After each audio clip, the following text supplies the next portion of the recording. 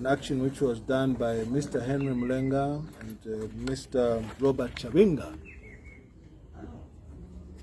I'm sure you recall that at the time when the motion was moved to impeach President Edgar Lungu for floating the Constitution of the Republic, people went to court, and we were informed that the matter could not be tabled until the matter that was raised by the two individuals I've mentioned was disposed of.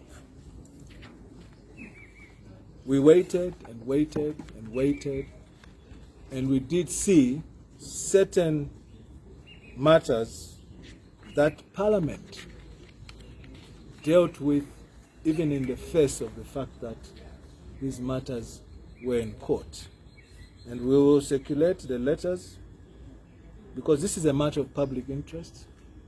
The response that I've got from the clerk's office, Mrs. Cecilia Mbewe, basically advising me that, and I will quote the last bit, the rest you can do for yourselves. And she quotes open, quote, accordingly, the Honorable Mr. Speaker exercised his discretion not to place the motion on the order paper because the matter had become sub judice.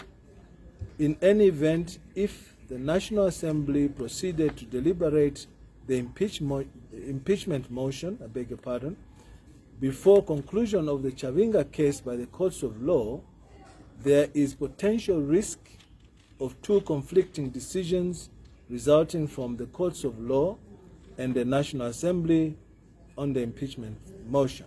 In view of the foregoing, until the judicial proceedings in the Chavinga case are concluded, your intended motion remains sub judice. Therefore, your request to restore the impeachment motion on the order paper is declined. End of quote. I will share these documents with you, and I would like to state the following, that this Parliament that you see is coming to an end in the next couple of months, in the next 4 or 5 months to be precise. The Parliament will have died, and the people of Zambia have been denied the opportunity by the administration of the National Assembly, the People's House, for us to pronounce the issue about this motion, the impeachment motion, was to pronounce what we believe were constitutional breaches that were done by a sitting head of state. Which motion is actually provided for in the same constitution that we believe has been breached by the president.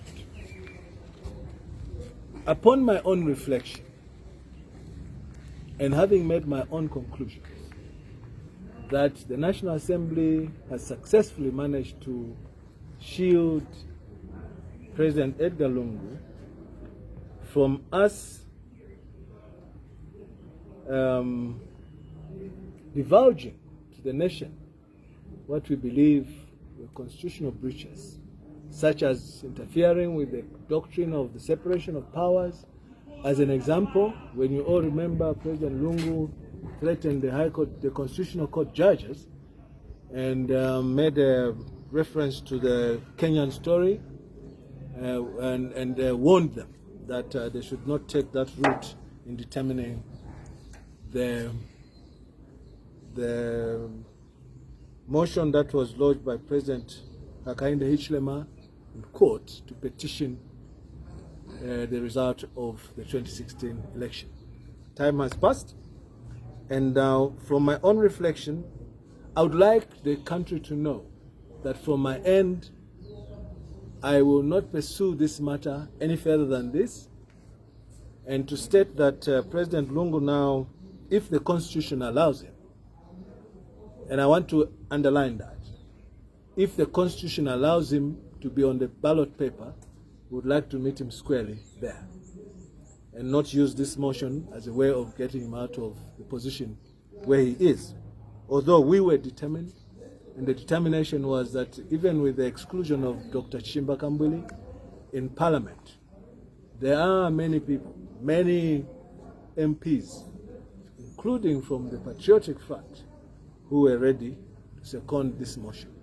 So we see that right now the stumbling block has been the administration of the Assembly, which, as time always tells, come next year, after the general election, and Mr. Hichilema is sworn in, we will make the necessary adjustments at that institution so that it can play a role that is in the middle and that does not favor one political grouping, as the case is today. I am of a very strong feeling that the administration of the Assembly, led by Speaker Dr. Matibini, because you saw what I read here